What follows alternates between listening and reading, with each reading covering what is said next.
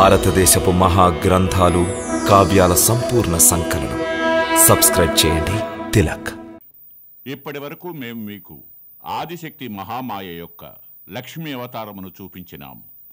ఈ అవతారములో లక్ష్మి యొక్క ఆవిర్భావము సముద్రమథన సమయంలో సాగర గర్భము నుండి సంభవించినది.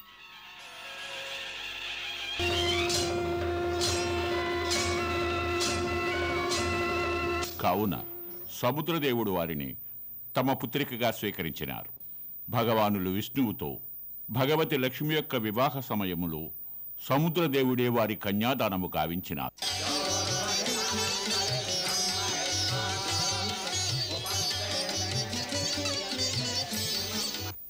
ఏ విధముగా శేషసాయి భగవాను విష్ణువు యొక్క హృదయంలో ఈ కాంక్ష కలదు. ఎప్పుడైతే జగత్తులో ధర్మము క్షీణించునో, సాధుజనులపై దుష్టులు క్రూరుల అత్యాచారములు పెరిగి అసహాయమగును, అప్పుడు దుష్ట శిక్షణకు సాధుజనులను ఉద్ధరించుటకు భగవాన్ విష్ణువు మరి ఒక నూతనవతారము ధరించవలసి వచ్చు. కొన్ని పురాణములలో కేవలం ముఖ్యమైన దశావతారములనే వర్ణించినారు. అవి మత్స్య, కశ్యప, వరాహ, రామ, కృష్ణ, కల్కి ఇత్యాదు. శ్రీమద్ భాగవత మహాపురాణంలో 24 ముఖ్యావతారముల వర్ణన లభించును. భగవాన్ విష్ణువు వలె భగవతి మహాలక్ష్మిను తమ భక్తులను రక్షించుటకు సమస్త లోకముల యందు శ్రద్ధ భక్తిని స్థాపించుటకు వివిధ కాలములలో, వివిధ స్థలములలో, వివిధ రూపములలో ప్రత్యక్షమైనారు. ఉదాహరణకి వామన పురాణంలో దేవీమాత యొక్క నామములను వర్ణించు వారిని కాత్యాయని, సరస్వతి, అంబిక, భవాని, పరమేశ్వరి, కౌశికి, వింధ్యవాసిని ఇత్యాది నామములను సంకేతించారు. ఇంకా వివరించాలంటే దక్షిణములో తిరుపతి బాలాజీ మరియు ఉత్తరములో మాత వైష్ణవీదేవి మందిరములలో ఎంతమంది భక్తులు వచ్చేదరో అంతమంది మరి ఏ తీర్థమునకు వెళ్లరని చెప్పవచ్చు. వైష్ణవిదేవి యాత్ర వాస్తవమునకు జమ్మూ నగరము నుండే ఆరంభమగును. దారిలోని ముఖ్యమైన విడిది కటడ. ఇది అతి చిన్న ఊరు. త్రికూట పర్వత చరణముల వద్ద కలదు.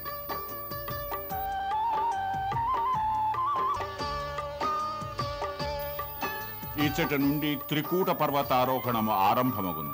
అచట సముద్ర తలము నుండి 5200 అడుగుల ఎత్తులో మాత యొక్క ఆ పవిత్రమైన గుహ కలదు. ఇచ్చట మాత వైష్ణవీదేవి అనేక యుగముల నుండి అదృశ్య రూపములో తపస్సులో నిమగ్నురాలై కలియుగములో సంభవించబోవు శ్రీ కల్కి అవతారము కొరకు నిరీక్షించుచున్న వైష్ణవీదేవి యొక్క గాథ శుభారంభము త్రేతాయుగము నుండి ఆరంభమగును. ఆ యుగములో వైష్ణవదేవి మహారాజా రత్నాకరుని గృహములో త్రికుట నామముతో జన్మించును.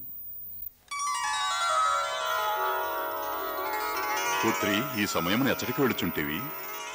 పితాశ్రీ, ఈనాడు శ్రావణ పూర్ణిమ. నేను చెల్లులతో కాత్యాయని మాతను పూజించుటకు వెడలుచుంటిని.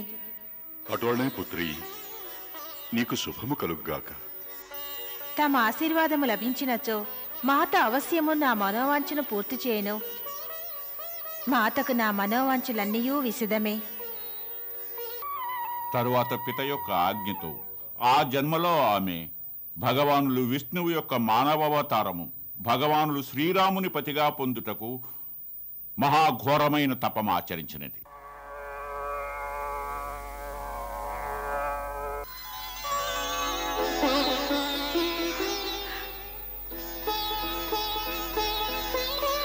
పరంధామా, తమరా? ప్రణామములు పరంధామా. ఆమె ఈ మహాతపస్సు యొక్క ఫలస్వరూపముగా శ్రీరాముడు ఆమెకు దర్శనమివ్వగా రాజకుమారి త్రికుట వారికి పత్ని కావాలనని కాంక్షను ప్రకటించినది. అప్పుడు శ్రీరాముడు ఆమెతో, దేవి, మేము ఈ జన్మనందు ఏకపత్ని వ్రతము ఆచరించుచుంటిమి. అందువలన ఈ జన్మనందు నీ మనోవాంఛితము నెరవేర్చలేము. కాని నీ మహోన్నతమైన తపస్సు నిష్ఫలము కాజాలదు. అందువలన కలియుగమునందు మేము కల్కి అవతారము ధరించినప్పుడు నీవు మా సహచరివి కాగలవు. అంతవరకు నీవు మా భక్తులకు శుభములు కలిగించుతుండవలెను. పరంధామా, నా ప్రేమ సత్యమైన ఎడల నేను అవశ్యము తమను పొందగలను. అందువలన నాకింతటి సుదీర్ఘ నిరీక్షణ అవసరమే. ఆజ్ఞాపించండి పరంధామా. తమరు కల్కి అవతారము ధరించినంత వరకు నేను ఎచ్చట నివసించవలెను. హే దేవి, మేము నీ యొక్క సంకల్పమునకు ప్రసన్నులమైనాము. మేమానాడు దండకారణ్యమున ఎందరో రాక్షసులను సంహరించి తపోనిష్టలో ఉన్న సాధుజనులను మునులను సంరక్షించితిమి. అయినను అచట ఇంకా కొందరు రాక్షసులు మిగిలియే ఉన్నారు. కావున నీవు ప్రథమముగా దండకారణ్యమునకేగి రాక్షస సంహారము కావించి అచ్చటి మునులను సాధుజనులను కాపాడవలెను. తదనంతరము నీవు ఉత్తరమునున్న హిమాలయ పర్వతములందల అవిష్టగిరి శిఖరమున ఉన్నటువంటి త్రికూట పర్వతమునందల దివ్య గుహలో వసింపవలెను. ఆ గుహ అనాదిగా 3 మహాశక్తుల నివాసము. ఆ గుహలో నివసించుట వలన నీకు ఆ 3 మహాశక్తుల యొక్క ప్రేరణ లభించును. నీవు ఆ గుహయందు తపస్సులో నిమగ్నురాలవై మా కల్కి అవతారము కొరకు నిరీక్షించవలెను. కాలగమనములో భక్తజనులందరూ నిన్ను వైష్ణవీదేవి నామముతో స్తుతించెదరు. కటడా నుండి భవనము వరకు 14 కిలోమీటర్ల రహదారి రాత్రి గాని పగలు గాని సందడిగా ఉండును. 24 గంటలు భక్తులు డోలీలు ఈ మార్గములో మాత యొక్క నామమును స్తుతిస్తూ వెళుతూనే ఉండును. ఆ మార్గములో ప్రప్రథమముగా బాణగంగ యొక్క దృశ్యము గోచరించును. ఇచట మాత తన సింహము యొక్క దాహము తీర్చుటకు ధరిత్రిపై బాణము వేసి గంగను వెలికి తీసినారు. తర్వాత చరణముల పాదుకల స్థానము వచ్చును. అచట మాత యొక్క చరణ చిహ్నములు అంకితమై ఉన్నవి. తదనంతరం కుమారి పఢావు గోచరించును. అచట భైరవ బలి మాతను వెంటాడుచు గర్భగుహలో ప్రవేశించినాడు. ఇతట సంధ్యా సమయం యొక్క అనుపమ దృశ్యము మనోహరముగా ఉండును. అంతములో మాత యొక్క భవనము ప్రవేశించి భక్తజనులు మాత యొక్క మహాసన్నిధిలో ఆసీనులై మాతను స్తుతించెదరు. అంతములో ఆ దివ్య గుహలో భక్తులు ఆ త్రిశక్తులను స్మరించెదరు. ఆ గుహలో ఆ త్రిశక్తులలో మధ్యనున్న శక్తి మాతే మహాలక్ష్మీదేవి. వైష్ణవి మాత త్రిలోకములకు మాత. ఈమె విష్ణువు యొక్క భక్తి, విష్ణువు యొక్క శక్తి స్వరూపిణి. శ్రీ మహాలక్ష్మి యొక్క వైష్ణవావతార గాథ వాస్తవమునకు సముద్ర మథనము నుండే ఆరంభమైనది.